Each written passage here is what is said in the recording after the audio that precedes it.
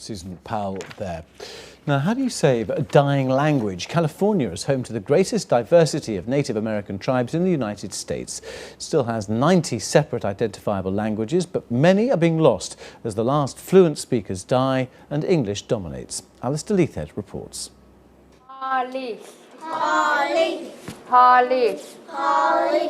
Lessons in a language that was almost lost. For half the school day, children here are taught in the Yurok tribal language. At one point, only a handful of fluent elders survived, and it nearly died with them. It's really cool when the kids are learning in school, they take it home, and then the parents get interested and want to learn. And and there's some, I think, an element of guilt in there that parents feel like, oh, my kid's learning, I should probably learn. And so it's starting to grow.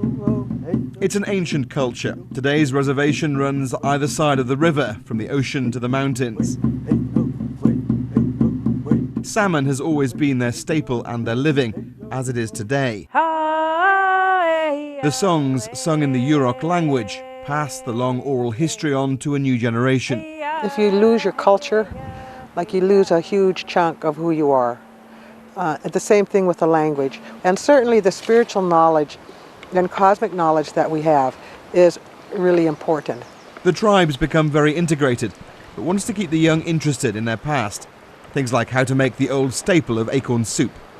Culture and tradition are hugely important to the people that live on the banks of this river, and having a thriving language is a key part of that. They hope in the future that children will be brought up speaking Yurok, a language that's been around for thousands of years. It wasn't easy to save. Andrew Garrett trawled old field notes, recordings, and interviewed elders to formalise an oral language, making it easier to teach. The language will never be the same as it was 50 years ago or 100 years ago. But I now feel what I didn't feel 5 or 10 years ago, that the language will continue to thrive in a probably slightly altered form. Warnock, Essie, Chance, Moonche. A huge step was getting it on the high school syllabus and finding students who were interested.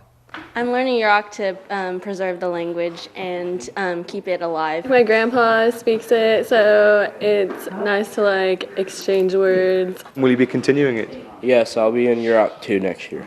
Kusher Nuri, Wachisha. The language isn't saved yet, but an ancient river culture is a step closer to being revived and restored. Alistair Leithhead, BBC News, at the Yurok Reservation in Northern California.